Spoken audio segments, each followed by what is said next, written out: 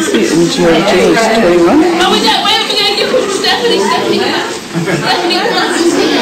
Stephanie, come on. And Jane. Yeah. Oh, we gotta get Stephanie. She went there with the girls. And who's the little boy in the front?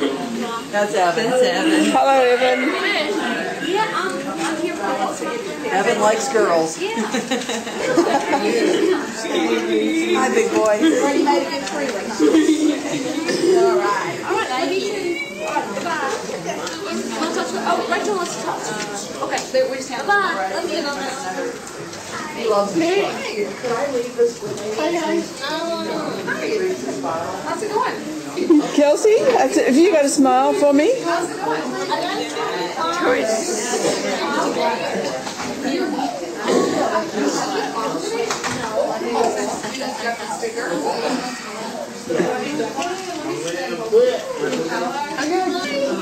That's Peter.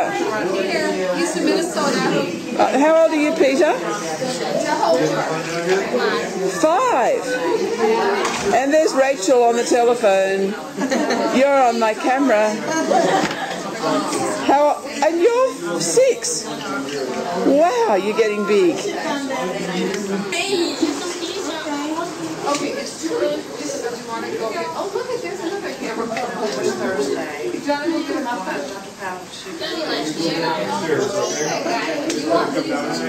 You want to should I go get a couple and bring them down? Where'd you guys have? You're fixing it. Oh, you are? Yeah, as soon as I'm there. Oh, yeah. Oh, I love how you start. You're fixing it. Come on, Kelsey. Show me how well you can walk. Come on. Yeah, I know. Oh, you're a good girl. Okay, let's see here. Whoops. And you got a sticker in the basket, too. You're not going to go very far, are you?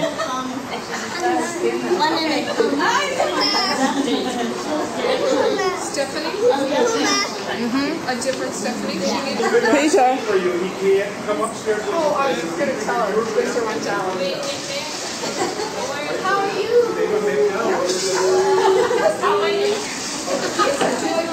Yes, okay, just so you know. Yeah. This is Hello. and Cheetos. And John. That's your meal. Someday. Where are the buns? Balloons everywhere. I thought flowers were made of buns. What do you think of that, Lucy? Miss Helen is such the hostess. Hey, Jane. Come on in. Isn't there room for me? Kelsey's car. You will draw me, Lucy. Thank you, Jane. Can we put this over here? Hey, Jill. Who's the young gentleman in the blue t-shirt? We called in to the most difficult person to this.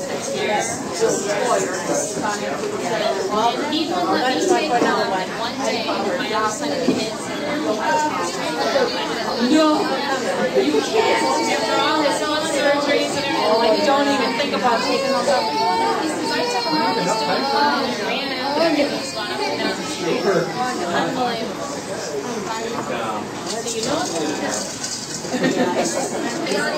Bobson's 5. Same height and weight as Lucy at 5.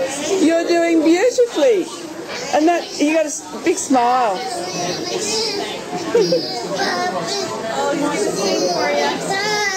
You're doing a concert for me. Wow.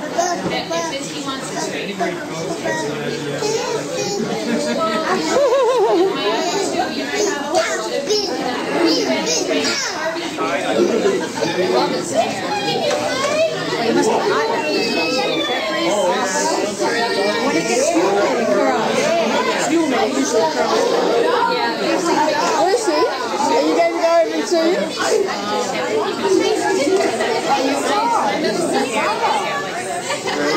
That Colin? That Collins, and it's all curly and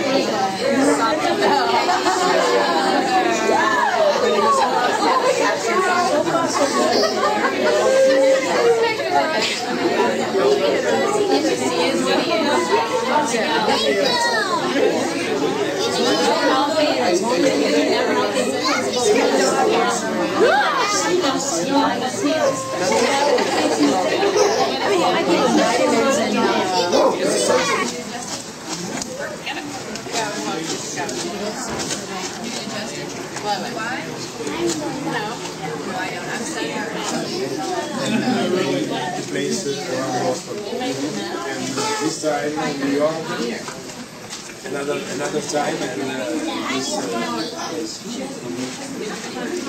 When are you living in this week? Is it one of the Of course, of course. So what year is first?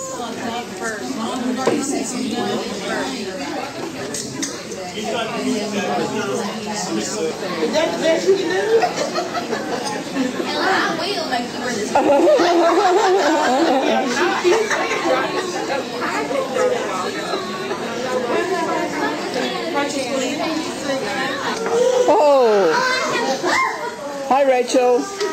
How are you?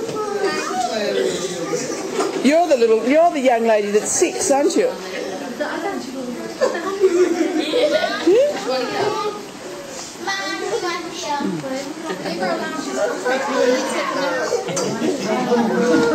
What are you doing, Lucy?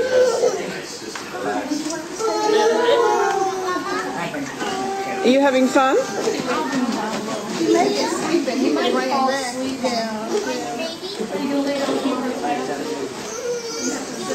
Hi, Jane.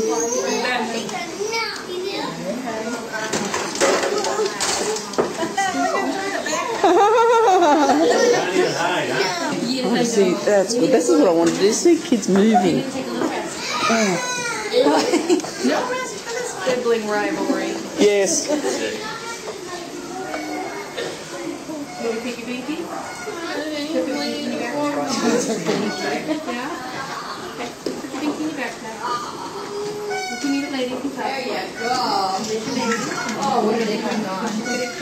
She's not going to do it now. You going to bounce it for me, Rachel?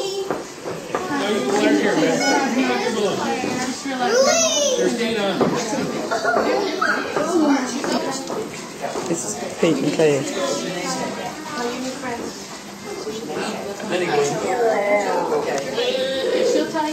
Don't be blowing me away. Don't be blowing me away.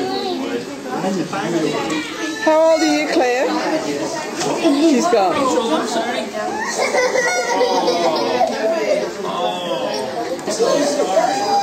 Chelsea and Maggie. I backed up.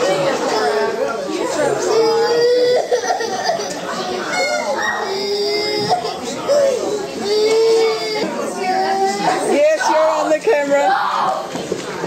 That's what I wanted to do.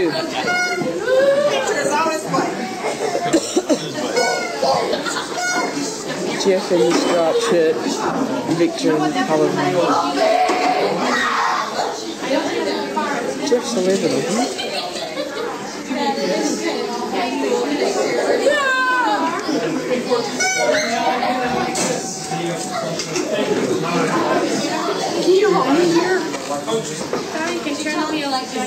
Show me how you can ride it. Oh, good girl.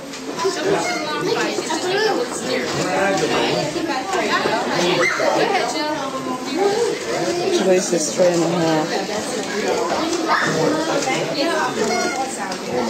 Sure. That's okay. Bye.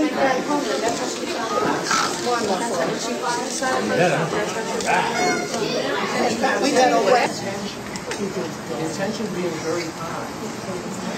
You can work at Bolden. He's going to walk away now. Messy. Yes, you can do everything you want. Hold the balloon up so she can see everybody's face. Hold it up. There you go.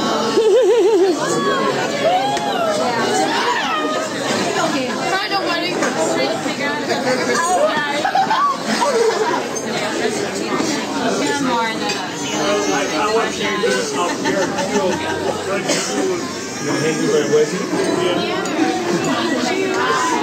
Merry Christmas.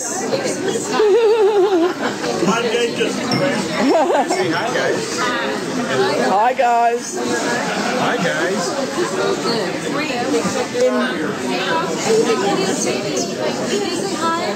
Is it bye?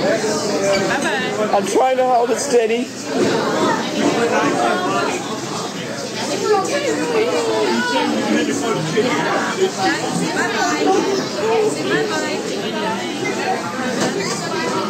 Come on.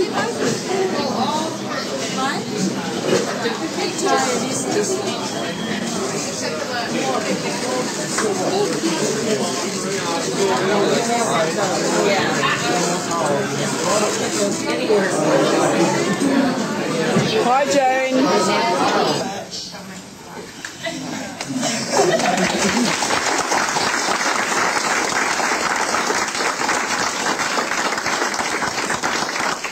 Threatened me not to say anything else, so I won't say anything else, but we've got a gift for you.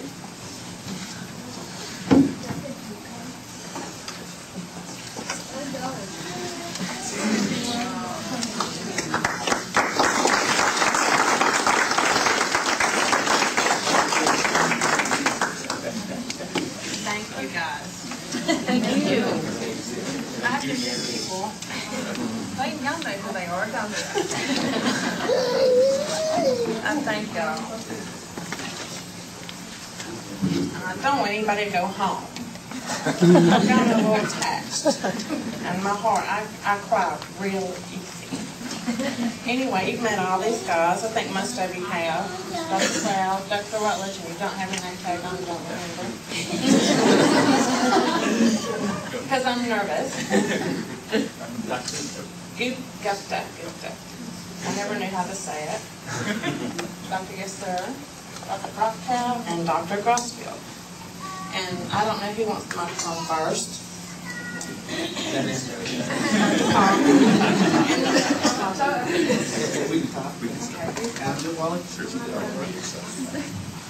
Well, we're from the orthopedic department at New England Medical Center. And I guess the way we're just going to start by telling you what we found as far as orthopedic findings in Costello syndrome, and sort of this being able to evaluate all of you has given us a much clearer picture of what the orthopedic issues are. On the whole, I think we can make a statement that the orthopedic problems tend to be on the mild side in Costello syndrome, but in a couple of areas they can get significant enough to the point of requiring surgery. And so we're just going to start from the bottom up. Foot problems appear to be the most common among all the children. They ranged from very mild foot problems, what we call the plano-valgus foot, which is the foot that is sort of flat and turned outwards. And those feet need to be treated as far as we're concerned if they're symptomatic or if they appear that they're sort of affecting the child's gait. In general, they may not even require treatment.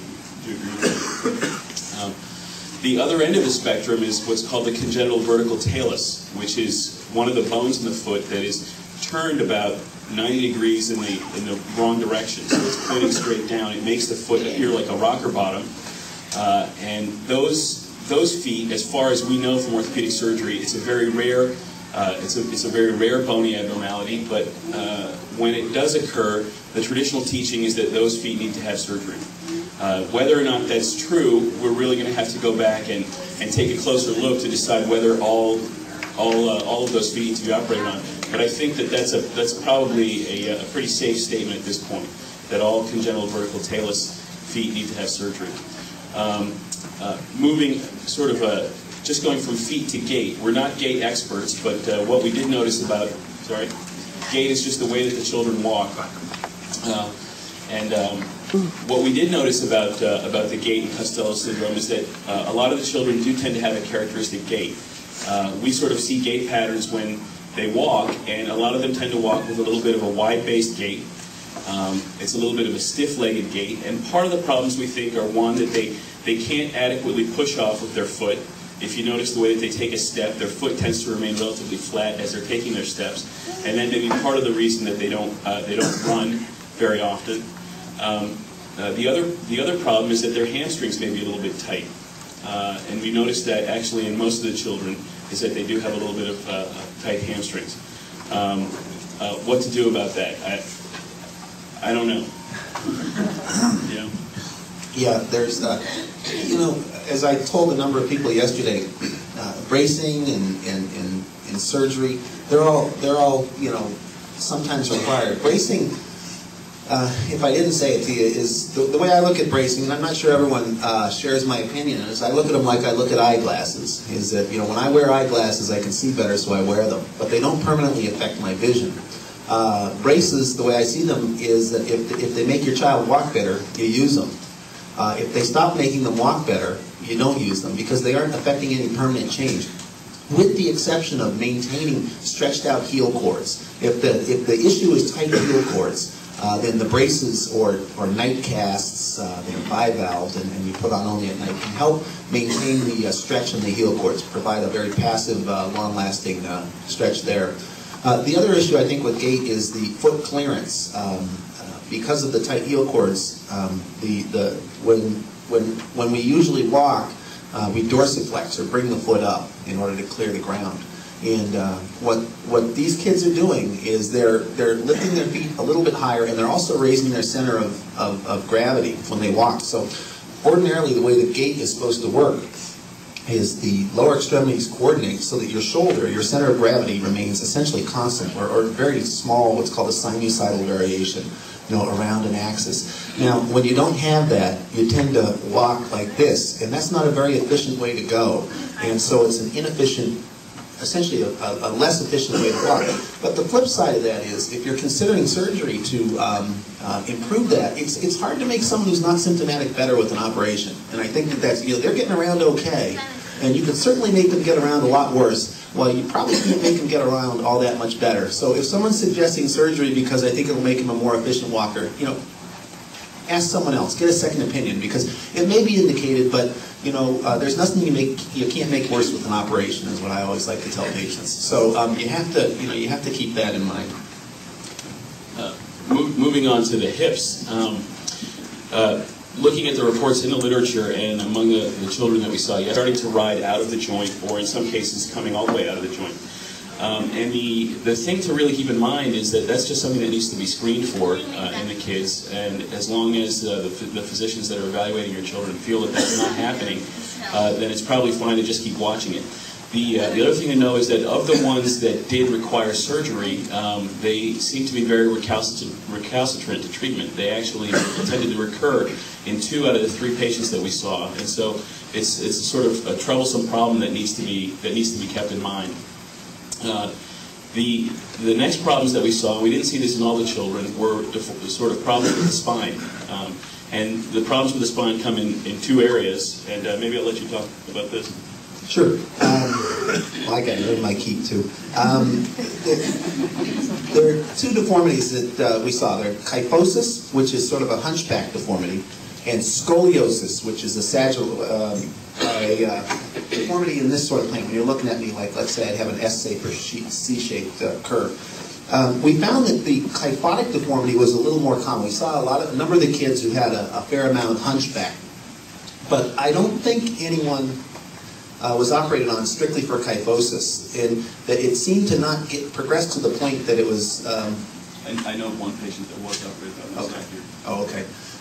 So, you know, well, that may or may not, you know, be a problem. It's probably, in the vast majority of kids, it's going to be a cosmetic issue, because unlike scoliosis, when it becomes very severe, it can interfere with breathing and things like that. Kyphosis has to get pretty darn severe before it interferes with pulmonary function and, you know, leads to heart failure and things like that a very severe scoliotic curve can. Now, scoliosis, on the other hand, probably the curves that appear to be encountered are more like what's called idiopathic scoliosis than neuromuscular scoliosis. Neuromuscular scoliosis are in kids who have cerebral palsy or other neuromuscular conditions, and they tend to be long C-shaped curves. The curves in idiopathic scoliosis, or your otherwise normal teenager, tend to be S-shaped curves, essentially. You know, it's a little more complex than that, obviously, but the curves that we've seen in the Costello's kids tend to be those idiopathic type curves. So a lot of these same parameters can be used that you use for the, as far as I can tell, that you use for deciding whether someone should be braced or operated on. And basically, it's dependent on the magnitude of the curve. And once you get over a certain magnitude, once the kids are done growing, it's likely to continue to progress. If you can keep it below that magnitude, it's likely not to continue to progress. So I think the kids would be good candidates for rigid bracing as adolescents or up until skeletal maturity, and then beyond skeletal maturity, probably don't need that, because if you can keep the thoracic curve to less than 50 degrees or the lumbar curve to less than 30 degrees, they aren't likely to get worse after skeletal maturity, as best as I can tell. The only other two things that I wanted to add are really just two observations that we had. One is that all the children, especially the younger ones, tended to walk with their elbows flexed and their wrists flexed. And we found that they had really terrific range of motion in this direction, but sort of starting to decrease in the other direction. And one young man actually ended up having to have surgery on his wrist to try to get back some motion. So I think that it's key to keep an eye on the range of motion at the wrists and the elbows, because they really need to have function in their upper extremities to be able to do things. And if they're constantly walking around in a flexed position, it's not a part of Costello syndrome per se. We don't know why they're walking around like this. Some people believe that there is elbow subluxation, and we did see that in one patient, but that's probably something that should be looked at with an X-ray to see if the elbow, like the hip, is riding a little bit out of the joint. If it is, then something needs to be done to at least encourage the elbow to be coming straight very often and the wrist to be coming straight very often. And that may be something as simple as night splinting for the wrists to keep them out, so that you don't end up with a flexion deformity at the wrist, which makes it very difficult to do things as kids get older.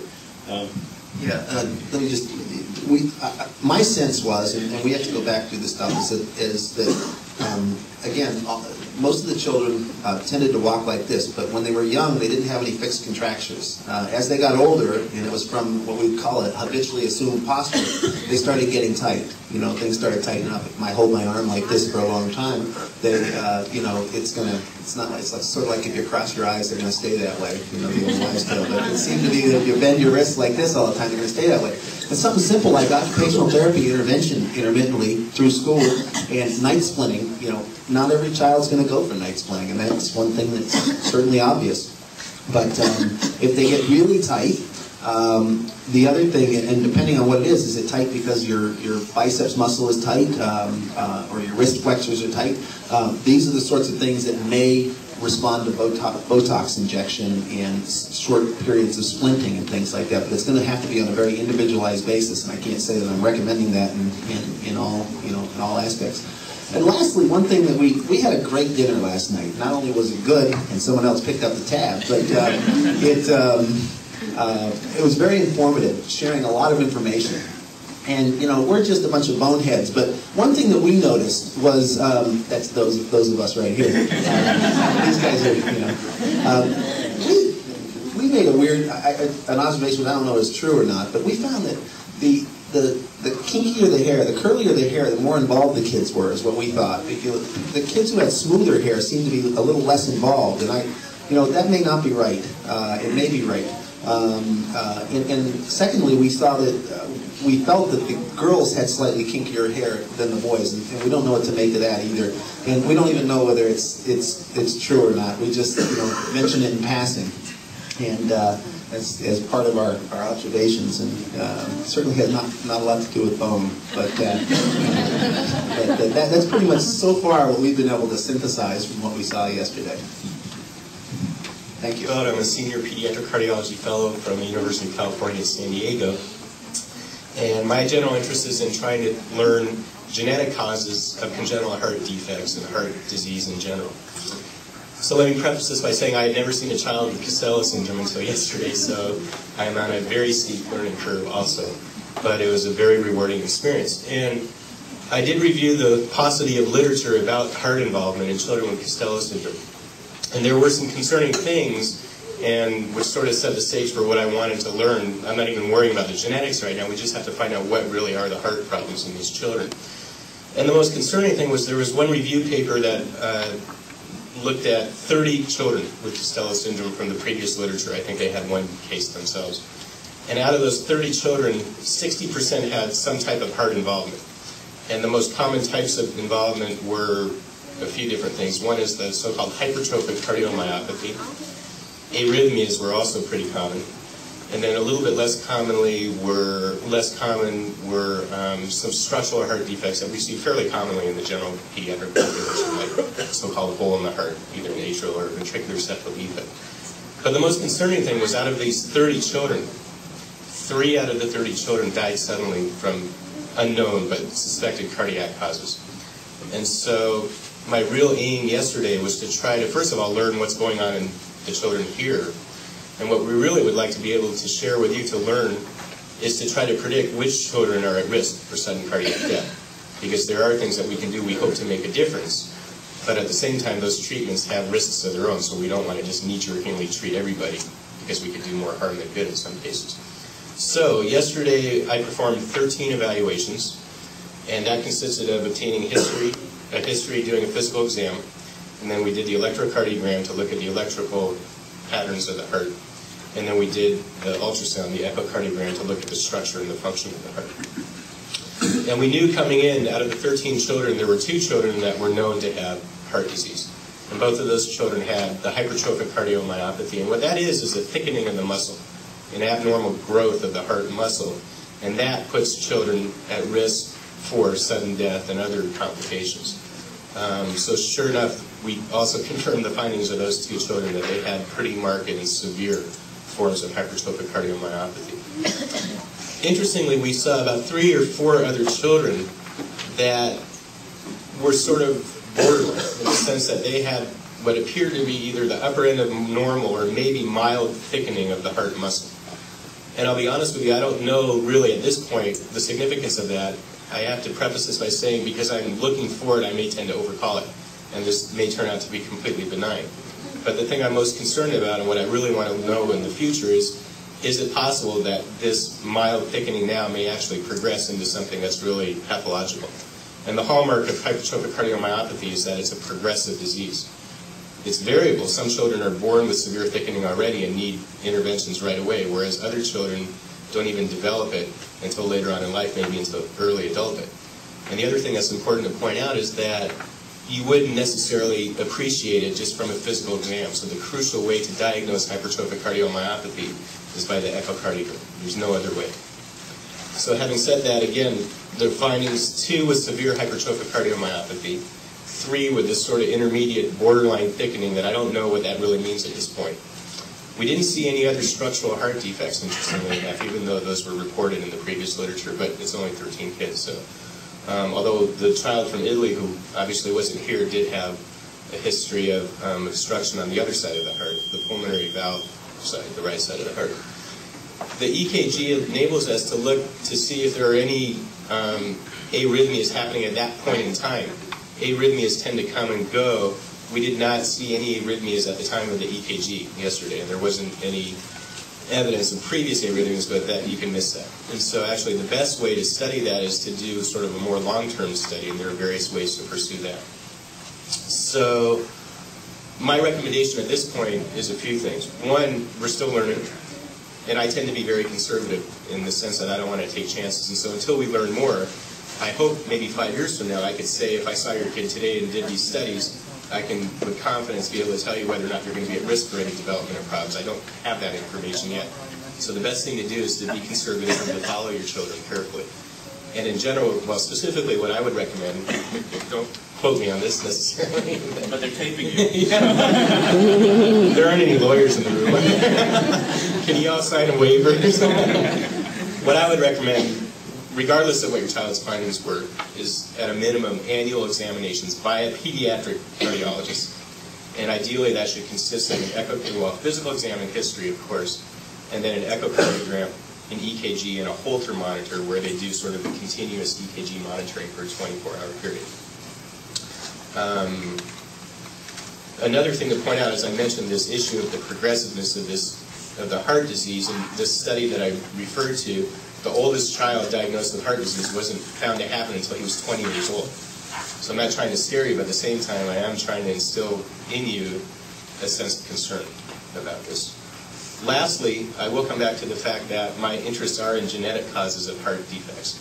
And the only way we're really going to learn about Costello syndrome, and not only for the heart disease, but obviously the other things that are involved, and I know Dr. Crowd will talk more about this, is eventually, if you're willing, we have the resources in my lab in San Diego to begin to perform some preliminary genetic studies. And that what that entails is to get a small sample of blood from your children, and probably from the other family members, like the parents. It doesn't have to be today or tomorrow. I didn't bring a needle with me on this time around. I've been all over the world drawing blood in amazing places for children. But I would like to, before I leave, talk to all of you who hopefully would be interested in doing that. I'm not going to resent you if you don't get me wrong. But that's the only way we're really going to learn the fundamental mechanisms of this. And one day I hope to be able to determine maybe if we can identify the genetic defect, and my guess is that there are going to be different potential genetic causes for Costello syndrome, which probably explains the variability in the different kinds of clinical problems. Then, understanding the mechanism, we're going to be able to tell you exactly, I think, what to expect and subsequently how to treat that. Any questions? Oh, we're doing it here. Okay. Syndrome. It's such a rare thing, and actually diseases like this are complicated because they're orphan diseases. You know, you probably know more than every one of your doctors that you interact with because you've learned and studied and read. And it's not easy for the physician treating patients with rare syndromes because the information is limited. Even if you look in the OMIM kind of stuff and the other reports that come out, typically there are groups of doctors, but not all the subspecialists have seen these patients. So when they talk about foot deformities, they may not talk about it in orthopedic terms, and they may not be precise enough to gauge. Likewise, the ophthalmology results are very vague sometimes in their descriptions and in the numbers. I guess in a conference like this, we really have dual agendas. I mean, you're trying to get information about your own child, prognosis, and what to do, as well as support. On our side, we're kind of always looking for, well, what's really going on? What's the real cause, the primal cause? Can we get a better handle on it? Let's kind of really try to do some research on it. And they're not always the same. The goals. The ultimate goal of finding out what Costello is probably lies down a molecular pathway. Some of the things that we do by looking at the children, we can hope to predict to find what kind of gene. Last night's dinner, we're really kind of saying, well, what is it?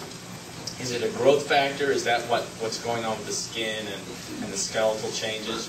Or is it some other kind of groups of genes, and can it fit into other patterns of syndromes? And so we can intellectualize where we should aim for those kinds of targets, as well as think about the shotgun genetic testing. And sometimes looking at a lot of children at the same time, we can try to draw patterns. Dysmorphology is looking at children who don't look normal and trying to extract patterns from them and placing them in groups. Without true testing, we're not sure ever if every kid is Costello or not, because there's always a worry that there's another syndrome that's close to Costello that has similar patterns, and you probably all have had those experiences. So, so part of what we're doing here is actually just trying to describe a group of kids that kind of look similar, not only to help us, but perhaps to help other people. In terms of what you want, I guess for ophthalmology, there's a lot of good news. Most of the kids had reasonably good vision. They were all in the 20/40 to 2100 range. There's a couple that had problems with their optic nerves, but that range is very functional.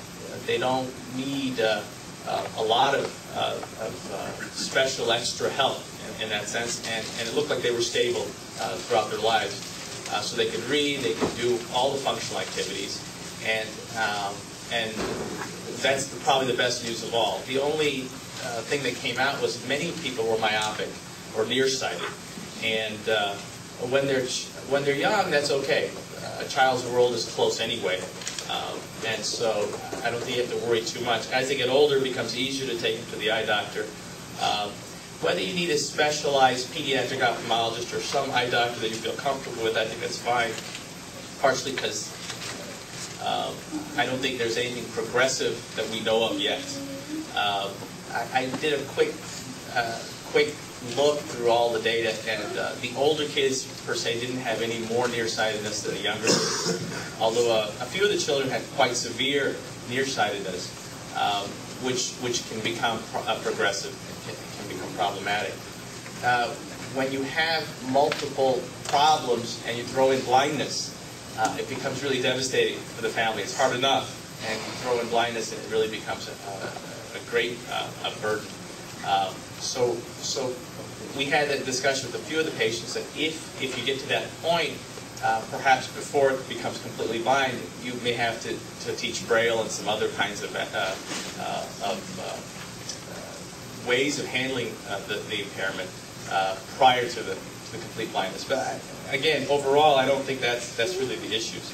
The stuff that's been reported before was mostly the descriptive outer look, and I think that goes along with the whole changes in the face. The down slanting fissures means the eyes are turned downward rather than level.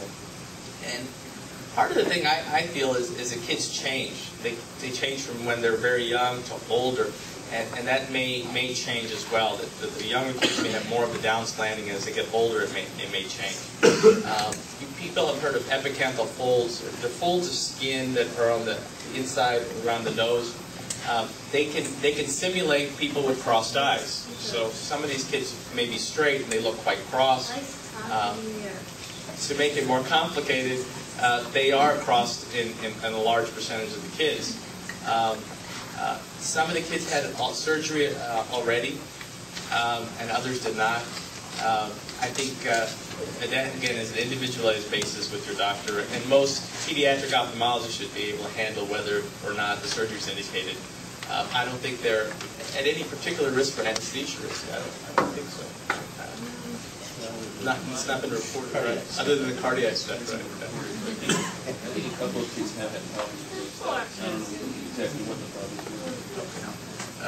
Okay, that may be the only other thing to bring up to your doctor if they're not aware.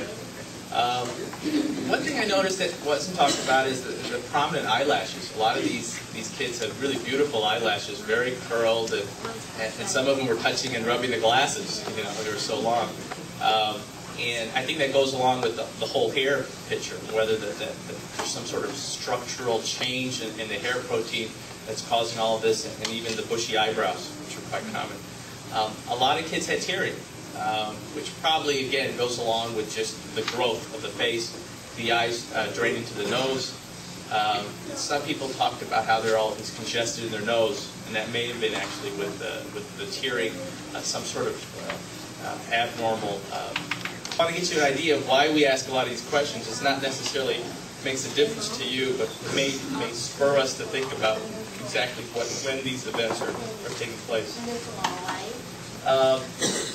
One patient had a little cataract that we couldn't see when it was not dilated. And a routine annual exam is all that's probably needed. I think I'm done. Percentages from yesterday. It's a real rough list. It's not really probably accurate, but at least it gives you something that you can take back to give to your ophthalmologist. I think we all learned quite a bit. Some of us had a different experience. I had the opportunity to examine probably, 12 to 14 happy kids who let me pick them up and gave me kisses. I don't think you had the same experience, Paul. They were quite as happy with their echocardiograms. By about the fourth or fifth child, I could tell you their history. And you've all talked to each other this week, and I think you know it. You had terrible feeding problems, and you usually had a gastrostomy tube by 3 or 4 months. And by age 4 years, it was taken out. They've been feeding for about a year. Also, the language was terribly delayed, but really started to pick up around 4. And I was very impressed with how verbal many of the children are. And I think one of those are faces and the hands. Hydrocephalus can be a complicating factor, so they may very well have it. It seems that most of them that got it young and is not at risk later on. I don't know that that's something you need to be watching for. I don't know. I just don't think we know when. And I think that's something that needs to be investigated. I think the other thing is the special education needs that we look at. These kids are learning. They're doing a lot. They're capable of doing a lot. I think you all are getting what you need or know what you need and are trying to get what you need. Certainly if you live in Alabama, the school system may not be the best place, and I don't know about where you live for now. The physical features otherwise are what you've seen. Several parents, I think, were very impressed when they came. You know, they saw other kids. The most important part of this is to look at these other kids, talk to these other parents. We are very interested. We got all really excited at dinner last night, and although, you know, we're Costello Syndrome experts now, we probably have had the opportunity to see more kids with Costello than just about anybody else. And we appreciate that, and we would very much like to keep that up.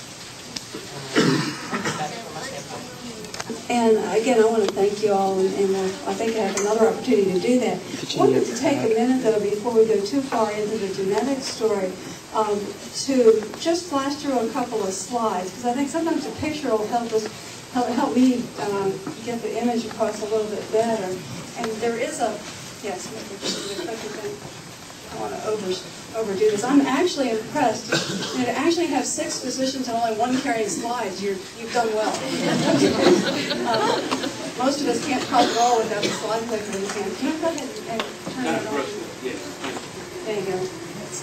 And these are not going to be earth-shattering. This is just where I came from, just for fun, Children's in Norfolk. And we put this up because, again, in band training, and I know we talked with Miss Moore a little bit about this. We're all planning to come back next year here, Tammy. Okay, so just keep going. Tammy and I had decided that maybe we'd cheer off there with Boston. But in case you want to go somewhere between, Norfolk's nice. This is Children's in Norfolk, where I am right now. And the only reason I showed this, I think the only one with words, but medical genetics. You know, if you think genetics and corn and what do we call these things? Fruit flies, you know, we've moved a lot. And yet genetics is terrifying. And so sometimes what we need to do is say, what's medical genetics? And in fact, as a specialty, it's only been in existence since 1991. So the device approved, okay? And what we're trying to do, though, in medical genetics is not, look at the bottom first, counsel and modify recurrence risk with regard to recurrence risk. Most of the time when somebody says, go to the geneticist, and you know, you sort of say, why? You know, it's not my fault kind of thing. And they'll say, well, but you know, your other child is 3, and we need to know when he grows up and gets married what the chances are. Okay, don't buy that. Okay? When your 3-year-old grows up and gets married, you know, maybe we'll have better information. So the idea of going and getting information about what's going on is important, but keep in the perspective that for your 3-year-old sibling with a child with a problem, let's not put too much money in that. We do need to make specific and accurate diagnosis. We need to understand the natural history, and you all. None of us will overstate the fact that you are the experts, and that's overwhelming when you feel overwhelmed with a child with problems. But we want to give you whatever you need to take back to educate the other docs around. From a genetics perspective, this is my very favorite slide. Okay, the little critter there in the middle, the long tail, you all seen him, that's a sperm. Over here on the left, we've got an egg. And ladies, it feels really good to know, okay? The egg contribution to this thing would fill up this room if we had the slide big enough. The sperm's still important, though. All right. What I like about the picture here in the image of the head of a sperm is truly, there's somewhere around 50,000 genes packed into the head of the sperm. 50,000 messages. We have 50,000 messages over here in the egg, too. And each one of us and our children are some phenomenal combination of perhaps 100,000 messages. Okay, and if we can keep that little piece in perspective, then as the egg and sperm get together and we see this fusion, which you're seeing there in the center, the fusion of the DNA from the dad and the DNA from the mom, maybe it doesn't become too unreasonable to suggest that while a lot of messages are strongly inherited in families, many messages, maybe 4,000 or 5,000 specific single gene disorders, it's also reasonable to think that for every 30 children, a little bit of the messages, plain old normal messages in the egg and normal messages in the sperm, come together at this point, and there's a mystery. If you take the DNA or the genetic material at this point and pull it out, it will stretch a yard from a single cell. Unbelievable amount of information. But they say 4 sets of Encyclopedia Britannica are programmed into the DNA. And so, you know, coming up with a heart problem or an eye problem or a foot problem with some genetic basis without it being strongly inherited is certainly realistic. At this point, we get to about 8 cells, and there's lots of messages here. But one of the messages is, very soon, it will be possible, and actually in Norfolk with the Jones Institute, we're already in the process in several other places around the world. If you know that single gene, you take one of these cells, test for that gene. At this point, we're not replacing and putting in new genes, but there's been probably 100 children born free of cystic fibrosis because they were able to identify that at this stage, that little embryo doesn't have cystic fibrosis, and that gets implanted. That's pre-implantation diagnosis. And so, there's lots of stuff that was truly science fiction 10 years ago, and it's happening right now with some potential. Inside the egg, they talk about the chromosomes, and this is just a furry picture of one chromosome, and it gives you a little sense, though, that there's substance to this. They're not just little black blobs on a piece of paper. And on the right, the stripes, just a staining pattern of this chromosome to give you a sense of what information you're getting out of that chromosome picture that many of your children have had. And this is really the only slide that I was really hoping to focus on a little bit. At the bottom, we've got the chromosome. Okay, this one chunk probably has 1,000 messages, and there's maybe 40 or 43 chromosomes in the cell. If you take that chromosome, think of it like a furry rug.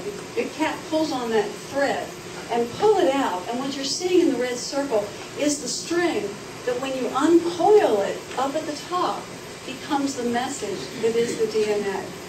So a gene would be simply that little stripe across the top, and the bars that make up the ladder are the letters or the words across that gene.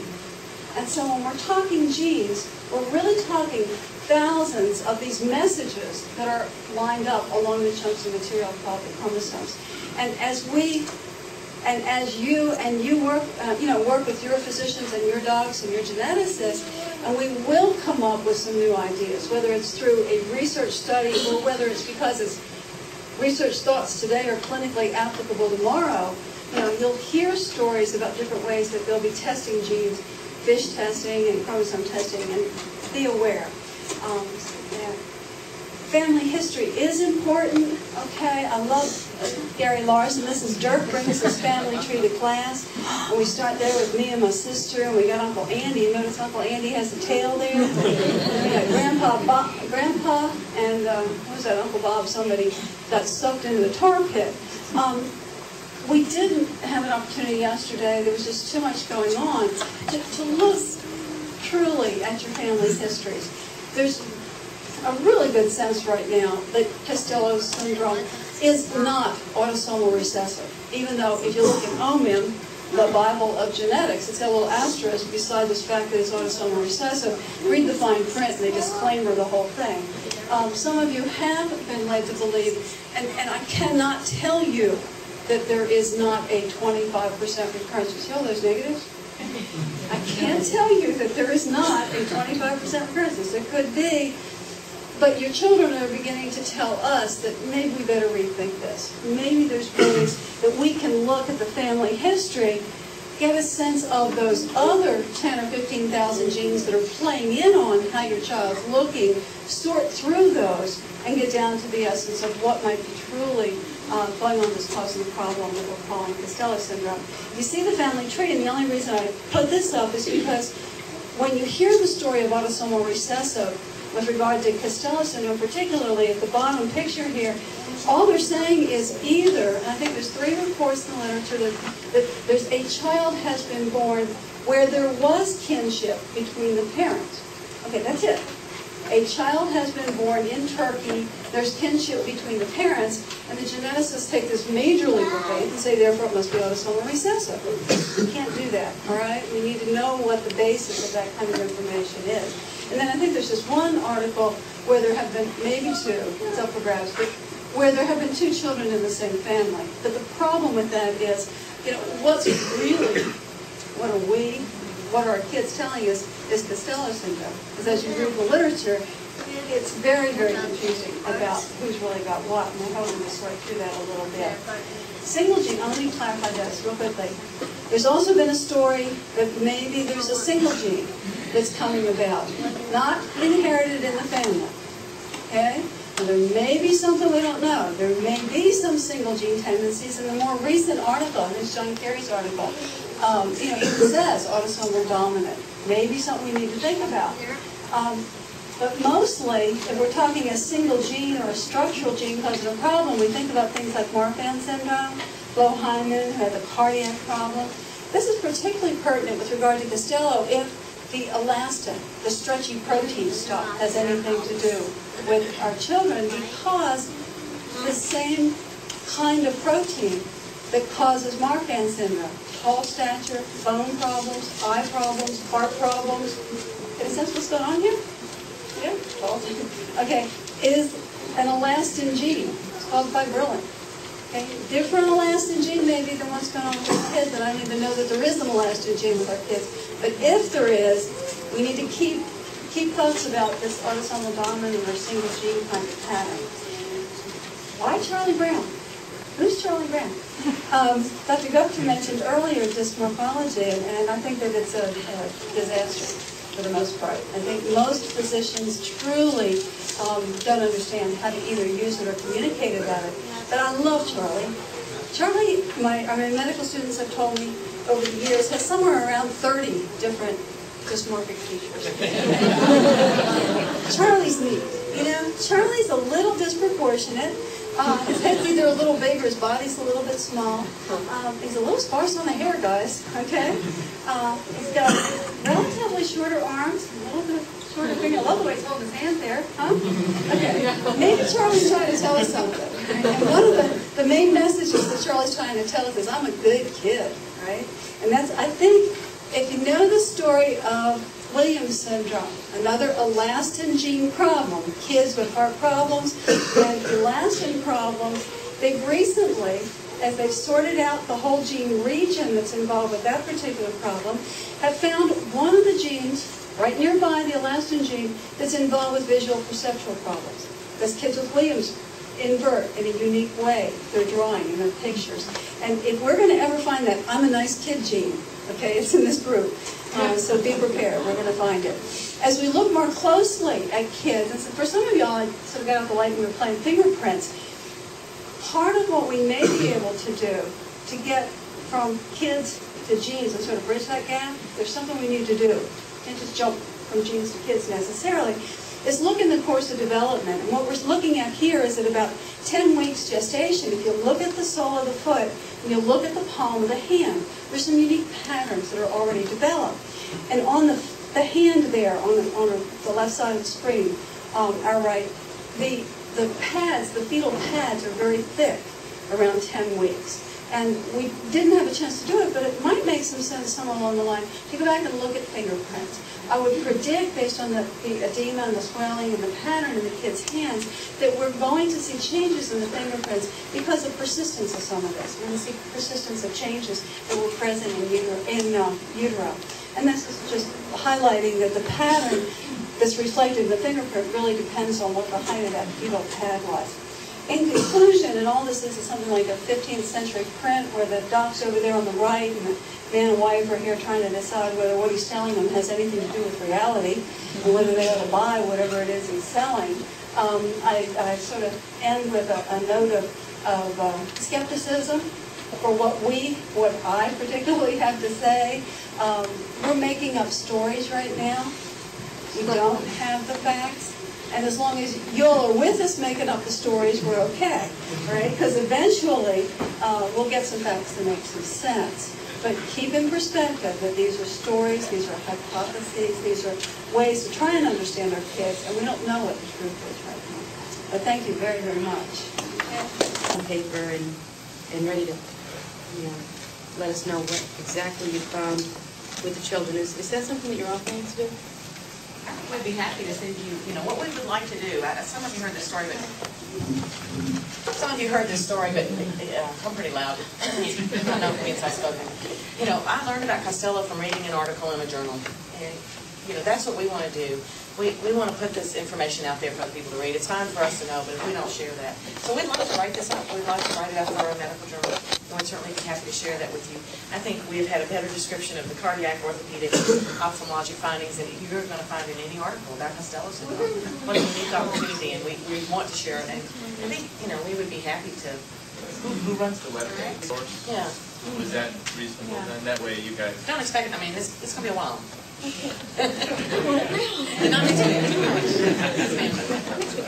general, where can we access these papers? Because we're told they're only available to medical professionals. No, and your local library. Yeah, your local library. It's useless. We're Australia. It's useless? Australia. I can't get access, let's say Leonie, for instance. Where can we get I access? think most people, if you go to a college or university and go to a reference desk, the reference librarians have been this is what we do. We don't get every article, so we go over to a medical school library or a college library and say, listen, we need this. We've looked it up. You can do literature searches online. Thank God for the internet. But you can do literature searches online. But that's because you're a doctor. That's not because you're a monk. But my nearest medical school is 600 miles away. Yeah, and that's, I'm not talking out of the side of my mouth. Yeah. With phone calls and stuff, there's nothing magic to saying I'm a doctor when I call these people, because I've had patients who do it, and I've had, this hurts. You've looked up some of this stuff, right? How have you gotten it? On the internet, but I do have that access, but just on the internet is where I've gotten it. I think the one thing that I don't know how you can get internet access where you are, but I think that the most important thing that you need to know is that all this information here in America is at least, it's not restricted to medical personnel only. It's free and available for everybody. Getting access to it can be a problem just in terms of the logistics of getting to a library that has the journal, which we even have trouble with sometimes. There is, if you can get access to the internet, there is a service at one of the American websites at PubMed where they will actually send you the article for a fee. I think it may become prohibitively expensive because they charge you, I think, on the order of $5 to $7 per article. But they will do that. There are also some internet sites that have the full article. Obid is one that, there's a subscription fee too. So typically you have to go through a hospital or something like that, or a medical library, and they may be access to Obid, so you can get the entire article online. It's how updated is the UAB National Library? Oh, very. You're not very. Well, I walked in there. Yeah. So if y'all email me, I can sort of make a difference. If you have a good relationship with your physician, you can always ask them. We order from the library. The other thing I think we had all wanted to ask y'all is, there was a form in your packet that you filled out, yet another form, but that you filled out with a lot of historical information, and we wanted, if it was all right with y'all, to have access to that information, because that was some pretty important stuff. Yeah. I think I'm turning into the collector of that, and I'd rather give it to... No, don't give it to us. That's a good way to lose it. To Tammy, maybe? Who developed that form that was in the packet? Oh, you developed it? That's great. We would, if it's okay, we would love to have access to it, if that's all right with everyone. There's a lot of very good information. But I think somebody ought to be in charge of keeping originals, because if you give them to us, no telling away. If you can get them to Tammy, we'll Xerox them, send them out to y'all, if y'all say it's okay, and you keep an original file. The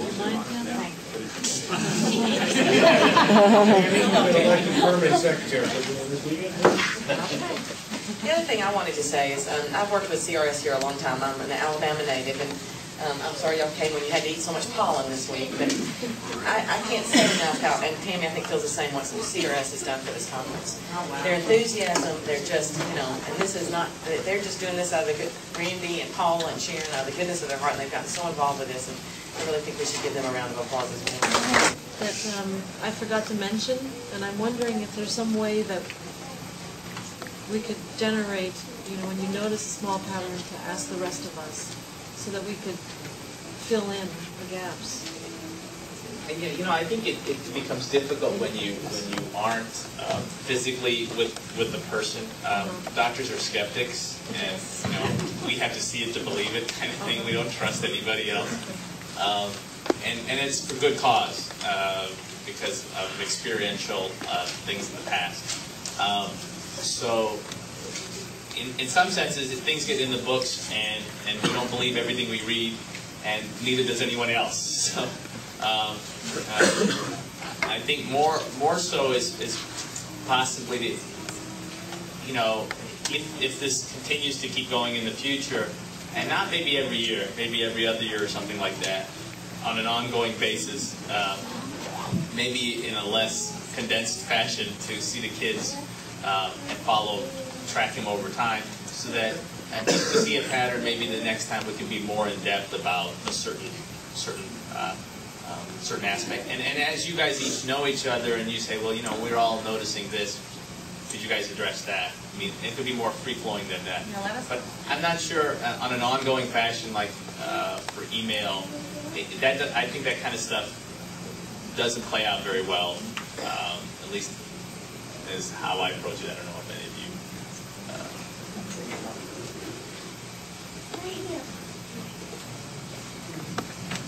I think that one thing that probably we should speak to Colin about this is I think there probably should be a way for us to be able to communicate very, very rapidly. And, you know, whether that's, you know, probably the web is the best way to do that. And I know that restricts some people because they don't have access to the web, but maybe they can, you know, sort of send information to someone who does have web access, and we can.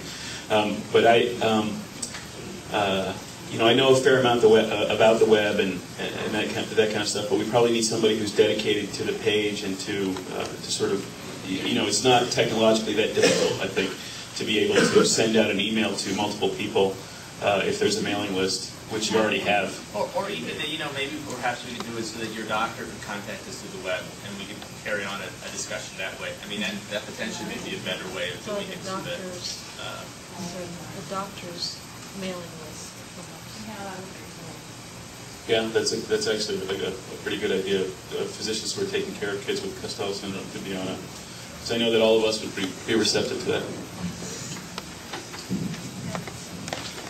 I might just, actually I'd be interested in a show of hands as to how many of the folks here are currently active on the Costello listserv. Yeah. You know, this is a web talking group, okay?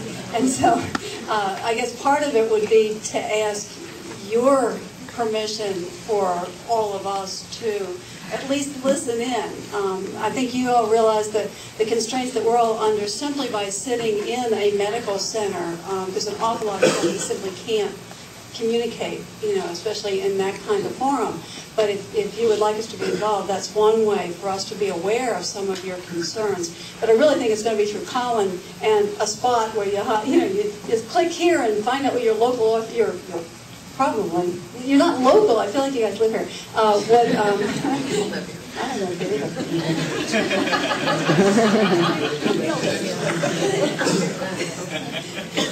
Click on one button and find out what the local, the latest story is for orthopedics. That's one idea. I have a question. I mean, it brings up an issue. Like if I did want to look at the CT, the imaging issues in Costello, would it be a good idea to get it on the listserv, put my name and address out there, and let people that want tell you what I need? I mean, is that acceptable? Yeah.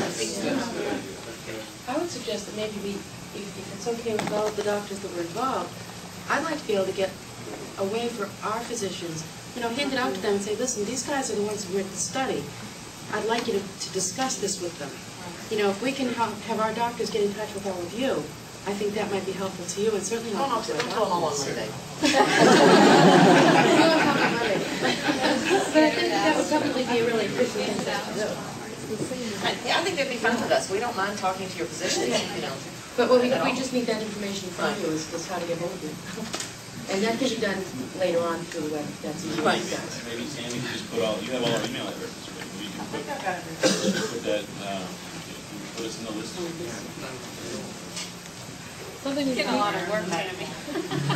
Something that we've been trying to do on the listserv emails is to, in the subject matter, sort of try to describe what it's going to be about. So I think if it's for the doctors or about doctors, if we could put doctor first.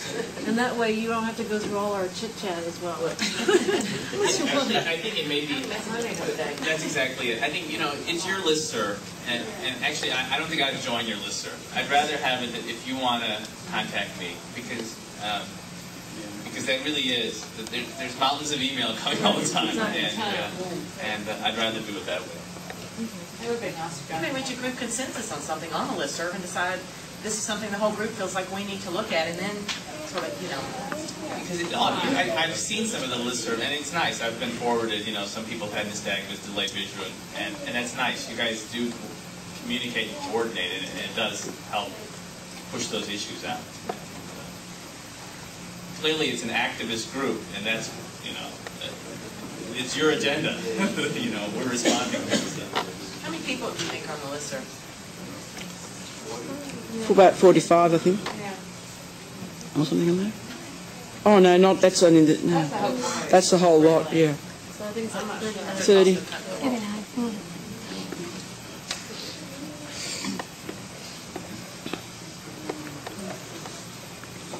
Hopefully we'll have Colin on the phone. I think Sharon's planning that this afternoon. That may be a question to ask him. Now, he's under a lot right now. It might not be like big time to ask him to pull up any metric size contract right now.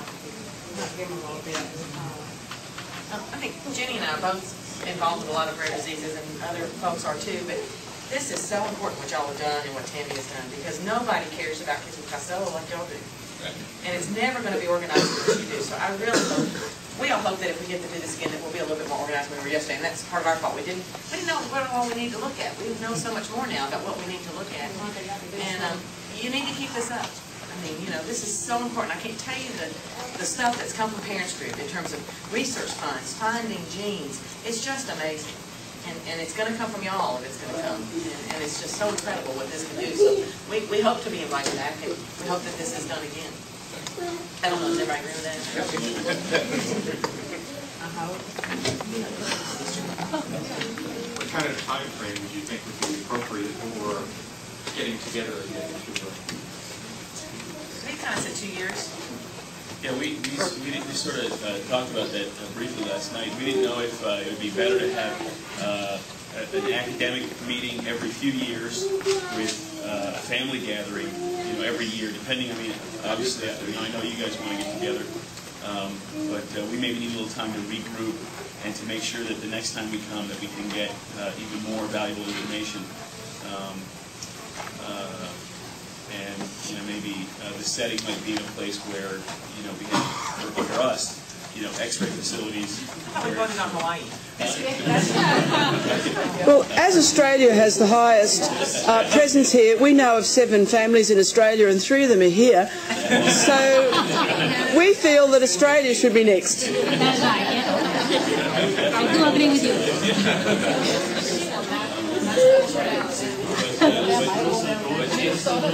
Annually probably is too frequent for us to be able to do, but maybe every other year seems like a reasonable compromise for us. You have to see these kids over time. I think the key would be to find a place when you guys are going to be there to have the correct facilities where you have access to everything you need. I just wanted to make a comment for the geneticists. My son Victor was 13. He has an anxiety doctor, so we couldn't come to anything yesterday, but I did fill out the form. But one thing that I'm sorry, I forgot your name. Okay. One thing that you had said that really struck a chord, and there's not a lot of olders that's learning how to do the therapy she did. Oh yeah, they're frustrated. The OT, we have to go through so much stuff just to get him, reading. Almost like there's something missing right here. It's his vision is okay. It's very mild. His vision problems, but it's just like the processing.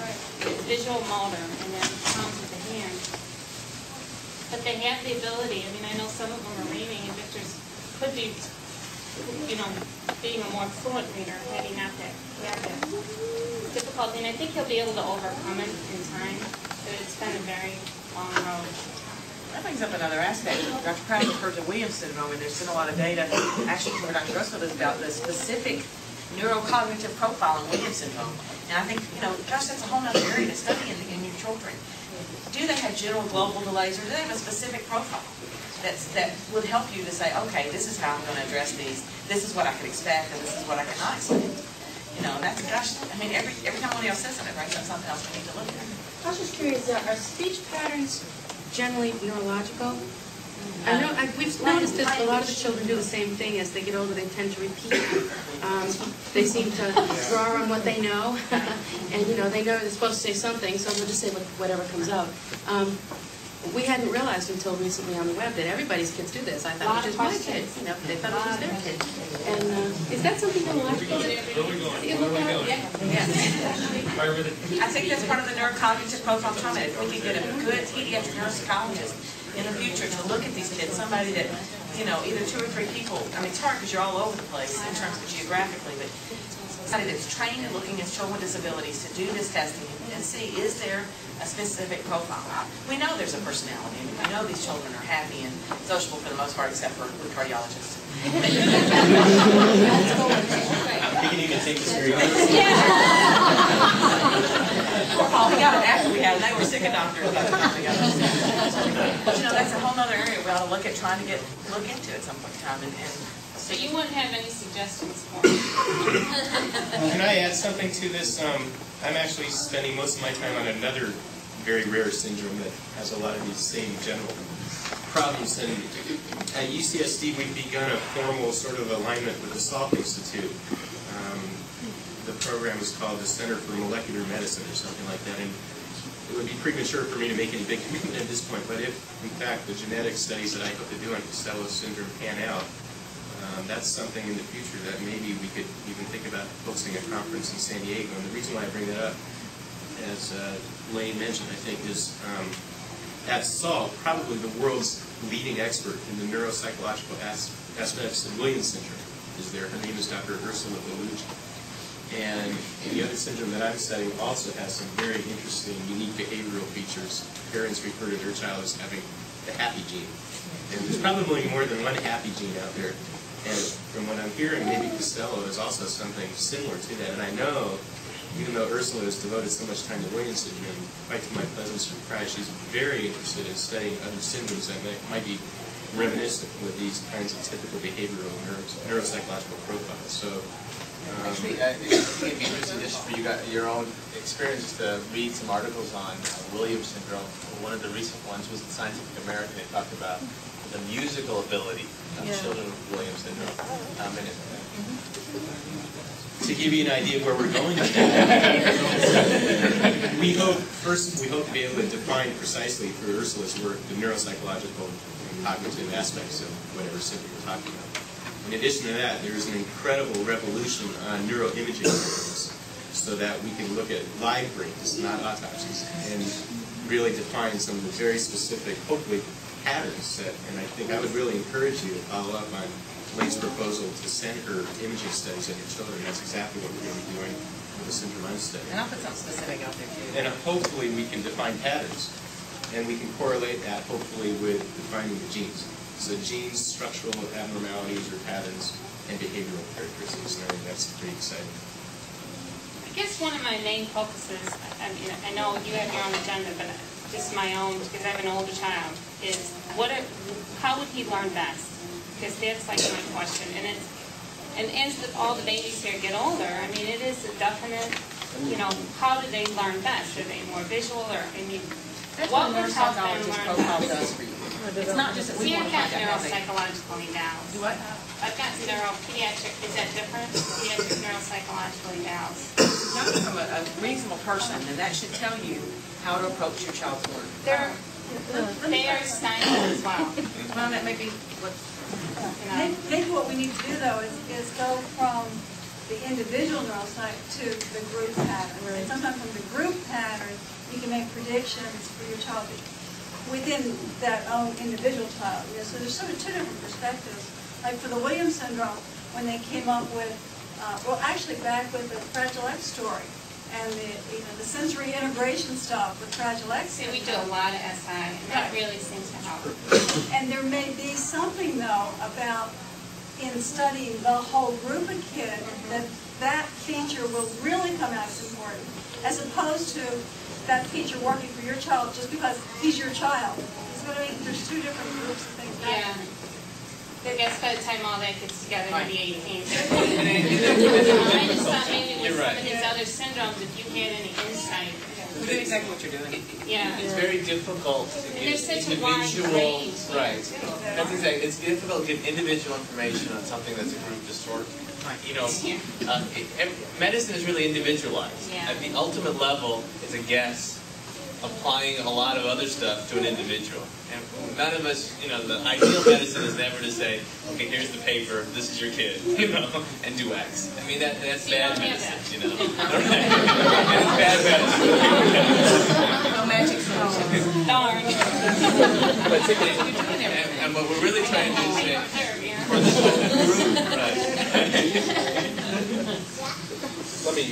Let me try to make a little connection here. I think for the parents, I think that this kind of setting and this kind of information input to the medical community is what is necessary to get to that paper that he's talking about, to say, here's the paper, here's what you do with this kid, or here's what to expect as a parent. So that this kind of input is very much necessary for them. And it really is, from my point of view, it really is, and this is not a slam on anybody, it really is us giving to the medical community. So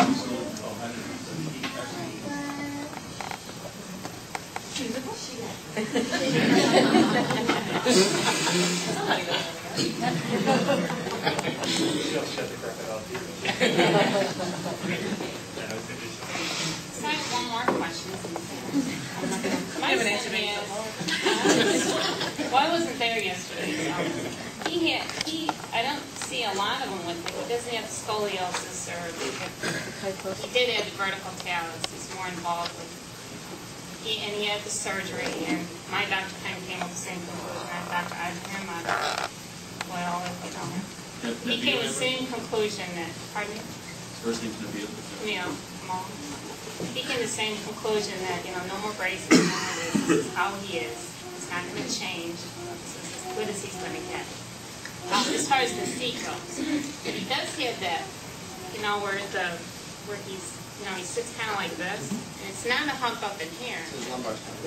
Yeah, and we just work constantly on that in therapy. It gets better, but it's just, any suggestions, or did you see that a lot? I didn't see a lot of kids with that. Yeah, we saw one of the children.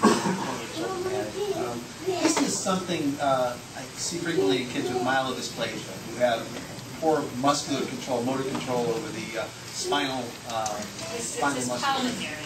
Yeah, and so a couple of things. That comes from twofold. If they're a hip.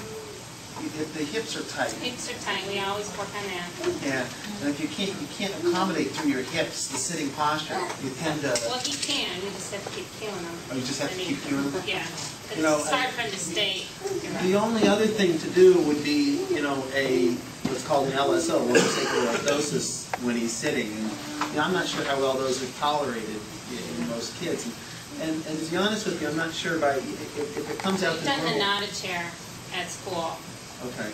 And that works, but you know, it's just another thing that makes it. Yeah, I'm not so sure that it's. I mean, I guess I'm just asking, is there any long-term? I think I think there's two things. You know, what can be done about it, and if something can be done about it, should anything be done about it? Right. And I don't think that we know enough to say that, hey, you know, intervention is going to make a long-term difference. It's again, this isn't like, you know, crossing your eyes, they're going to stay that way.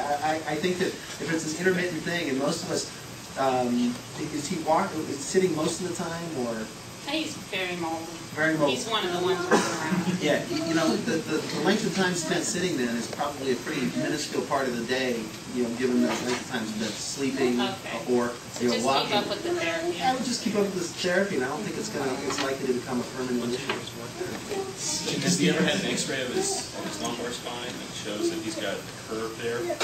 I would think so. He's been through I presume since you had knowledge of the scoliosis that he had done that. He gets, well, when he had his surgeries, he was like 6 and 8, I think. But he goes back to Dr. Ibrahim every year. He didn't do x-rays this last time. He's just kind of watching for the scoliosis, which he hasn't shown. But I will add, just for everybody to know that Victor does ride a two-wheel bike. He has the balance for that. And he's just recently, he does downhill skiing and you get on and off the chairlift. So there are, you know, your kids will hopefully eventually. And the riding the bike is a big thing. I asked one of you yesterday about growth hormone, and I know that's a question that a lot of us as parents have to face. I wondered if we could kind of go down the panel and get... Why I say that is growth hormone has recently been reported to maybe have some benefits for heart failure short term. The long-term disadvantage of that is to stimulate growth of the heart muscle. And so you can see the downside of that. So I would say be very careful. I'm not saying it may not be helpful, but I'd rather have short stature than a big child. From an orthopedic perspective, we see a lot. I was talking to one of the moms of the kids from Canada yesterday, and they put the kids through a screening program whether hormone is a good way to go. Is there a deficiency of growth hormone? And I think in someone who has normal growth hormone levels, I think just because someone's short, and we see this a lot in Boston. I get a lot of kids that are reflexively put on growth hormone. It's sort of when you got all you got is a hammer, the whole world looks like a nail. And you're short, let's give them growth hormone. When growth hormone is not the problem, and in addition to heart problems, it has musculoskeletal problems. You see a higher rate of slip capitofemoral epiphyses, which is like the top of the hip joint can fall off. It's an ice cream. I'm explaining.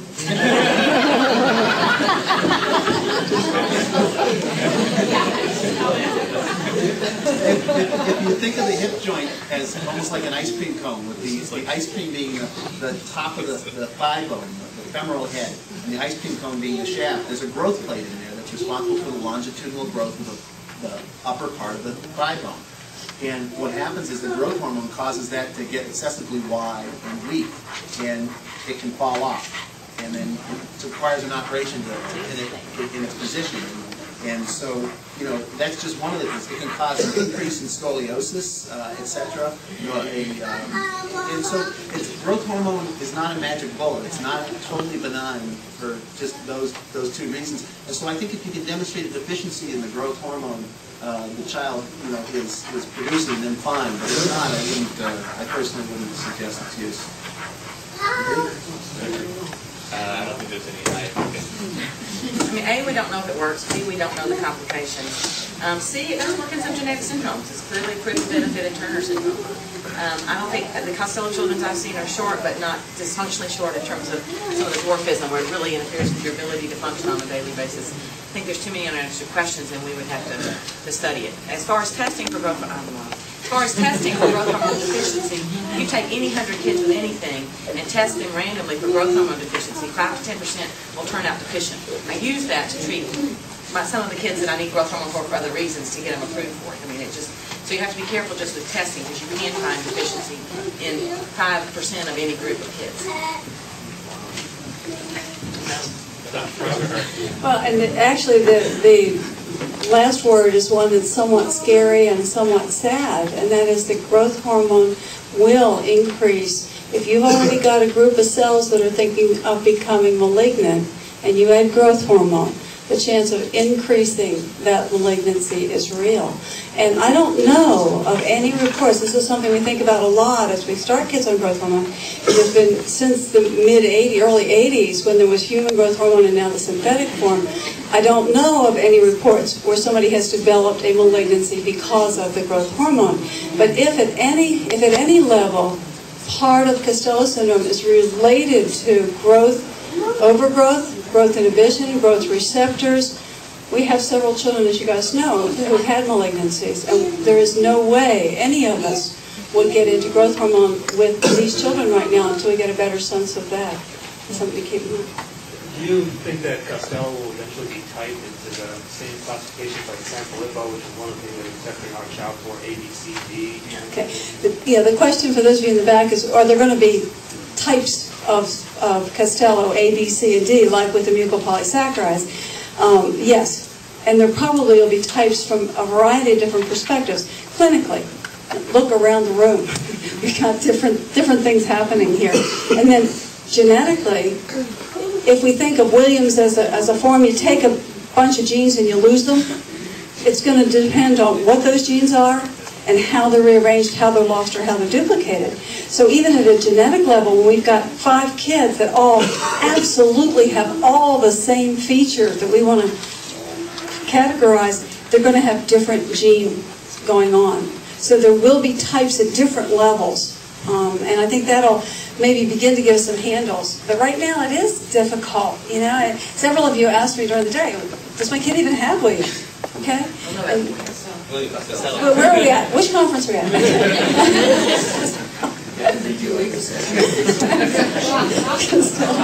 Can I re-examine everyone again?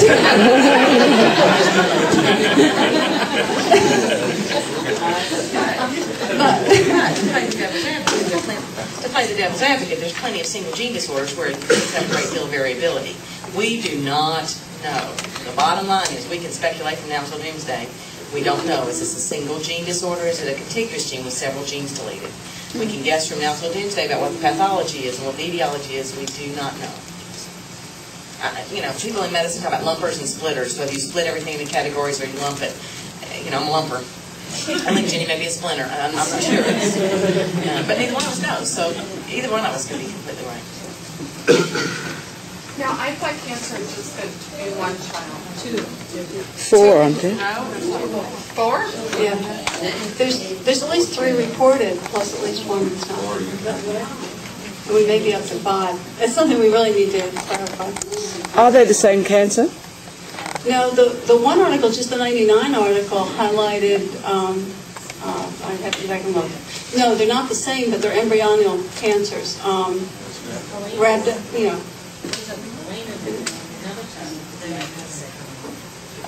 Actually, let me let you guys talk, because you know.